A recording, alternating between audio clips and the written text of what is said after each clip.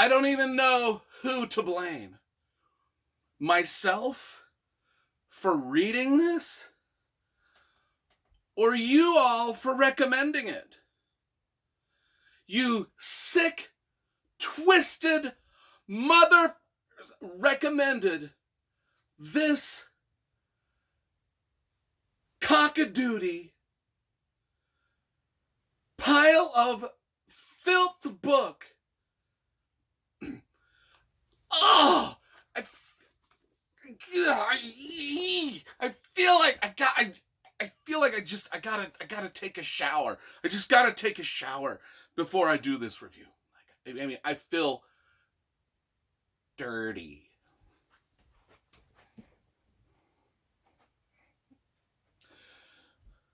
I am Brian Lee Durfee, author of The Forgetting Moon and The Blackest Heart, both published by Simon & Schuster's Saga Press.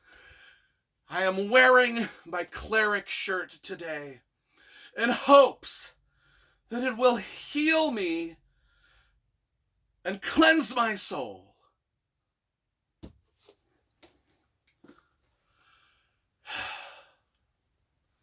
All right, I did my top 20 most disturbing books that I've ever read video. Never has any video ever garnered more comments from my fans here on the YouTube channel. You all said, hey, that's a pretty cool list, Durfee, but you ain't read the most disturbing book in the world yet. The most disturbing book in the world is The Girl Next Door by Jack Ketchum. That's what you all said. Every comment, you can go look on that video, every comment from you disturbed individuals out there said, no, Durfee, this is the most disturbing book you've ever read. Now, where would this rank? And I might have to redo the list because this one would rank up there for sure in the top 3. It's disturbing for one very specific reason. Disturbing. I think this is why it disturbed all of you all too. Is this book, all of the graphic violence, all of the graphic sexual violence takes place amongst a group of juniors high school age kids. And so that's where the horror is. That's where the horror lies in this book. You know, there is one sadistic adult that's sort of the ringleader of this depravity, but the fact that the victims are all children is why this book gives me the creepy crawlies. Because all the other horror books that, I mean, yeah, there's kids in them and stuff, but this is specific to an age demographic that I have, Nightmare on Elm Street, Halloween, Friday the 13th. They're about teenagers that go off into the woods or whatever, and a serial killer hunts them down and kills them. But all the actors that they hire are in their mid-20s, and so it's like kind of like, whatever. But if they were to hire actual little kids, everybody that watched it would go to prison. The movie makers would too. In fact, one of the reasons this book is so disturbing is you feel like, as you're reading it, that the police are going to come and take you to prison just for reading it. That's how up it is. It really is. It's really wildly inappropriate on so many levels.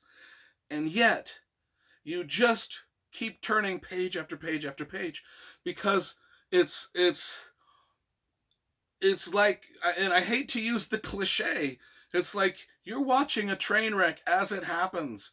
And just when you think the train wreck has exploded as many times as it can possibly explode, and just when you think that it is gruesomely scraped the flesh off of every bone of every passenger that it can possibly scrape the flesh off of and burn, and there's more, and it just relentlessly more and more, and then more, and then more, and then more grossness, and then this happens, and then this, and it just, from about a third of the way in, because this has started out quite charming. I mean, I actually really, I mean, you could tell the kids were just not good kids. I mean, let's get into the meat and bones of this story. It's about these, well, we always review the cover first. It has a cover. It really does. You know, I love graphic design and cover illustration, and this does have graphic design and an illustration on it. That's not the important part of the book, though. What's important is it's just the weirdness that happens in here. There's a bunch of kids. To me, they all, I guess they're junior high school age kids. Donnie, well, Ruth is the mother. Ruth is the sort of young, very young mother of three of these kids. Donnie, Willie, and Woofy. And these three young boys are troublemakers, mainly because their mom is just kind of young, like really young enough that the other kids in the neighborhood sort of like, she's like a MILF. Especially the next door neighbor, David, who is narrating the story. David looks at her and leers at her and checks her out all the time. And I mean, David's a horny young junior high school age boy. I mean, everything that happens in this novel is seen through the lens of a 14-year-old boy that's got a boner 99% of the time. Even when he's around his next door neighbor, Ruth, and her three boys, all he can concentrate on is how Ruth is a hottie. Even though he can tell she's, but she, you know, put up with so much crazy if she hot, right? And this is what little David is like, yeah, okay. My best friends, they got a hot mom, and he'd always checking her out. And then this lady Ruth takes on two foster girls named Meg and Susan. So now there's 5 kids living in this house with Ruth, a single mom, who's, you know, according to David, our narrator, just dripping with sexuality. And then there's these other 2 kids, Denise and Eddie, that live in the neighborhood, and Eddie is just a troublemaker, and Denise is, I don't know what's going on with Denise, but there's some disturbing going on with Denise. And that's kind of hinted at in very cryptic ways early on in the books, where all of these kids, Eddie, Donnie, Willie, Wolfie, and David, have done something to Denise. They call it the game. And we just get sniffs and hints at the game. And it's something about tying little Denise up naked in the woods. And I won't get into it any more than that. That is not even the disturbing part. Because what happens in Ruth's house with these 5 kids, her 3 sons that are her own kids, and the 2 foster daughters, Meg and Susan, and then David, all of them, everybody. I won't tell you which kids start to get, I don't even know how to describe this. It's like it starts off as just an abusive parent being abusive. And I will say one of the kids is crippled and does have a physical disability, which makes everything seem so just like more bad and just more disturbing. And apparently this book was based off of a true story that happened in the 1950s. I'm just going to go with it because this book is placed in the 1950s. You know, they listen to Elvis Presley and stuff like that, the kids do. And it's kind of like, you know how the novel It was about the kids, the junior high school age kids, and they had to, you know, fight against the killer clown. That is primary school compared to that is just like Sesame Street horror novel stuff. Compared to, I mean, a killer clown, compared to what's going on in this, a killer clown is laughable. It's just laughable. It's not scary at all. Killer clowns, not scary whatsoever when you compare it to what the kids are going through. There's kids growing up in the 1950s in the book It They're dealing with a killer clown. Ha ha! That's funny as compared to the kids growing up in the 1950s dealing with the girl next door. I'm still like, I still blame you people for recommending this. I am just like,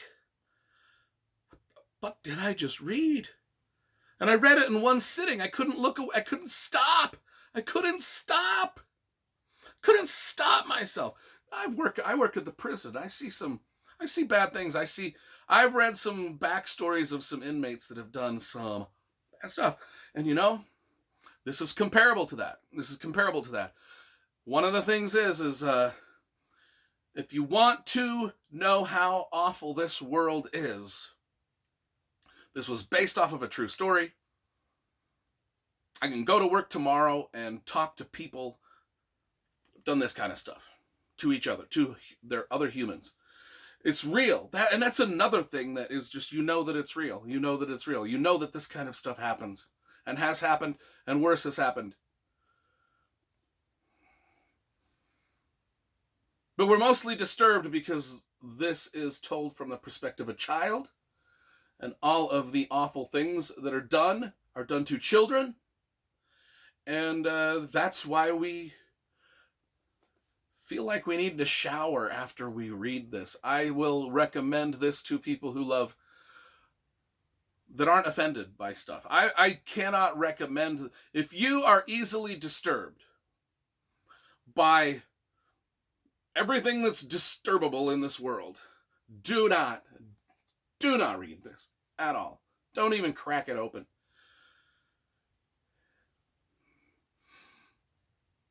If you're a little up in the head like me and the rest of us, then yeah, go. I think you'll enjoy this.